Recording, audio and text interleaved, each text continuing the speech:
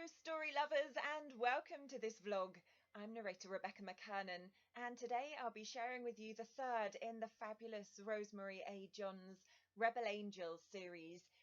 This latest audiobook offering is Vampire Devil and it follows Violet's journeys through supernatural paranormal life.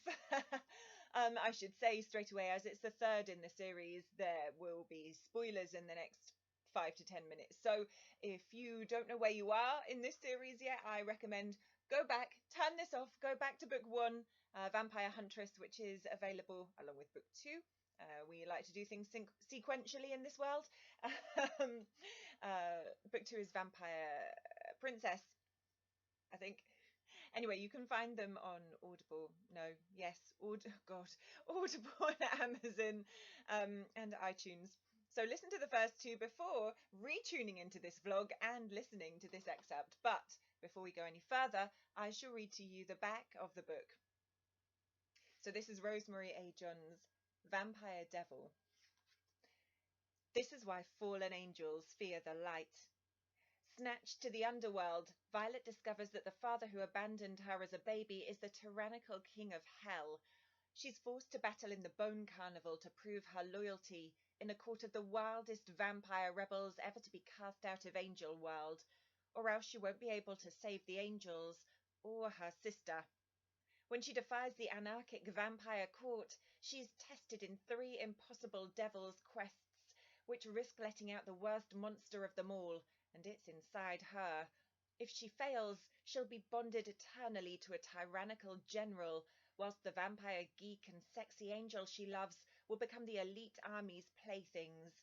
The apocalypse is coming, and Violet may just be the weapon that destroys the world. So I'm going to read to you a few pages from chapter 1, and again, 2 disclaimers. 1, spoiler alert. 2, Violet is from East London, so she's got an East London accent. So just deal with it. 1. Vampires, angels. I once hunted the bastards. Now I'm the bitch who rules them. I reign over a valley of feathers and bones. Death, the end, destroyer. Half vampire, half angel. I'm a monster amongst monsters. My human life of gamers, shanks and sister burnt on my 21st birthday, when my powers arose phoenix-like. They marked me out as anything but human, until tricked into the harem boy angel world, an angel princess with the vampire's king as dad, I torched the corrupted court, only to become a captive in hell. Light. I squinted through the migraine white, stumbling in the heat. My hands clawed around the bars of the cage. I grimaced at the slurp as Gloop clung to my fingertips. My violet and black wings, which had broken from my shoulder blades and flown me free from Angel World, beat slowly as I wrinkled my nose at the stink of tar and oil, wiping the ooze down my leather trousers. Then I backed away from the sides of the cage, a giant bird cage which swung from chains. Rattle, clank, rattle, clank, rattle, clank. I peered out at the shadowy vampires beyond the light who were running bones along the bars. Humans called them vampires, but I'd discovered they were fallen angels who'd been cast out of Angel World where my mother reigned, leading to centuries of war. And now, captured, I was trapped in the fanged Wild West. Only the most savage rebels survived. Oh yeah, and my dad was the sheriff. I spun, whirling my ash blonde hair like fire before raising my hands. Place your bets, bitches!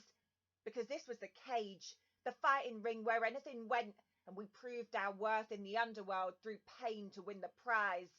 I was a huntress, princess, king of the underworld's daughter, and undefeated champion since I'd been brought here, reluctant guest, 87 fights ago. How else could I judge time trapped below the city of London in this fallen underworld? Alone. Each time I fought and won, without the blokes who'd saved me and battled by my side, I couldn't help the worming thought, did I need anyone but myself? Would I ever be allowed to see my fam again? A shadowy veil of pain, grief and despair touched me through my bond with Rebel, my bondage Irish angel. Could he feel it? My rejection? I shuddered, allowing the ache for only a moment before I shook it off. Exhaustion clung to me like spider webs. Then I straightened my throbbing shoulders. The thrill of the fight lit me up, fairyland.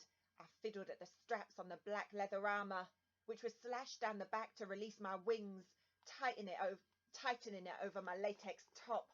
I was being roasted inside. Rattle, clank, rattle, clank, rattle, clank. My obsidian wingtips quivered. It was never a sign of singing unicorns when they got with the bone rattling.